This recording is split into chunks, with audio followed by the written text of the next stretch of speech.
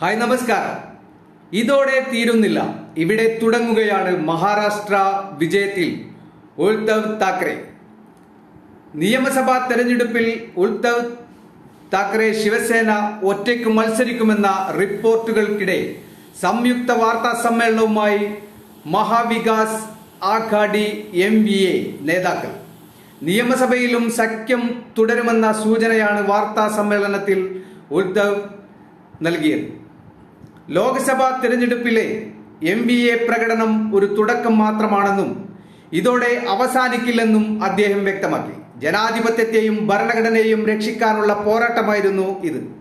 നിയമസഭാ തെരഞ്ഞെടുപ്പും അധികം വൈകാതെ എത്തുകയാണ്. മഹാവികാസ് ആഘാഡിയുടെ ഈ തെരഞ്ഞെടുപ്പ് വിജയം അന്ത്യമല്ല, ഇവിടെ തുടങ്ങുകയാണെന്നും ഉദ്ധവ് പറഞ്ഞു. ഇതുവരെയും മോദി സർക്കാരായിരുന്നു, ഇപ്പോൾ NDA സർക്കാരായി മാറിയിട്ടുണ്ട്. എത്ര കാലം ഈ സർക്കാർ നിലനിൽക്കുമെന്ന് കാത്തിരുന്നു കാണാം. BJP തന്നെയാണ് 400 സീറ്റ് മുദ്രാവാക്യം ഉയർത്തിയത്. മോദിയുടെ ഗ്യാരണ്ടിക്കും അച്ഛദിൻ മുദ്രാവാക്യത്തിനുമെല്ലാം എന്തു സംഭവിച്ചു? ഓട്ടോറിക്ഷയുടെ മുച്ചക്രം എന്നു പറഞ്ഞാണ് ദേവേന്ദ്ര ഫഡ്നാവിസ് ഞങ്ങളുടെ സർക്കാരിനെ ആക്ഷേപിച്ചിരിക്കുന്നത്. ഇപ്പോൾ കേന്ദ്രത്തിലെ BJP സർക്കാരിന്റെ സ്ഥിതിയും അതുതന്നെയല്ലേ എന്നും ഉദ്ധവ് പരിഹസിച്ചു.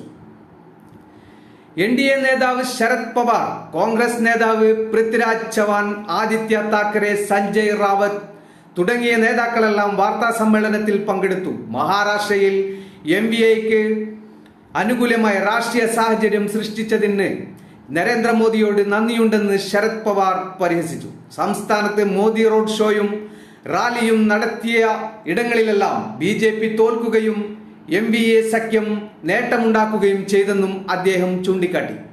ലോക്സഭാ തെരഞ്ഞെടുപ്പ് ഫലം സംസ്ഥാനത്തെ മാറ്റത്തിന്റെ സൂചനയാണ് പൃഥ്വിരാജ് ചവാൻ പറഞ്ഞു.